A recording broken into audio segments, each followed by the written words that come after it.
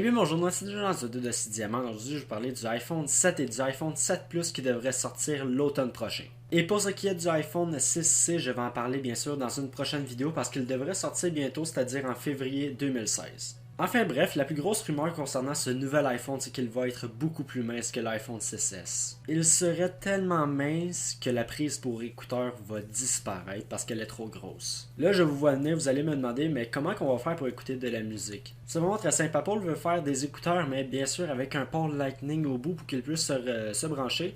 Donc, ce qui veut dire que vous ne pourrez pas recharger votre appareil en même temps d'écouter de la musique. Également, Apple voudrait introduire un iPhone 7 mini.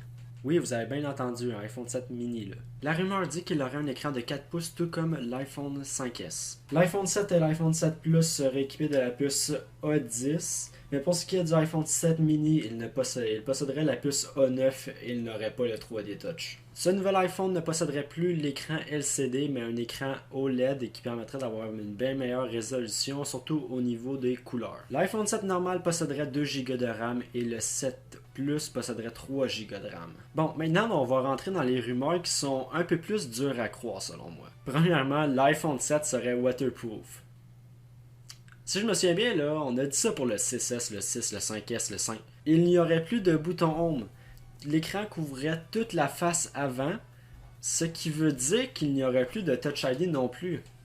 C'est pas mal dur à croire ça selon moi, mais ça serait quand même assez stylé je trouve. Et pour finir, elle est bonne quand même celle-là, écoutez bien. La batterie durerait 7 jours d'autonomie. 7 jours, ça a de la misère à faire 7 heures en mode quand tu es en train de lire une vidéo, sacrément.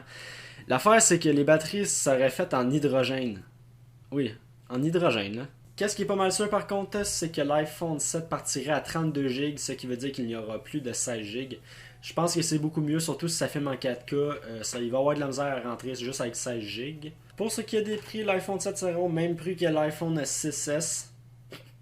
Mais c'est qu'entre nous, là, les prix montent à chaque année, ok? C'est sûr qu'on va payer plus de 1000 euros, 1000 dollars pour 32 Go. Je suis à peu près sûr de ça. Enfin bref, c'était pas mal tout pour cette vidéo. Donc merci beaucoup à regarder cette vidéo. N'hésitez surtout pas à vous abonner.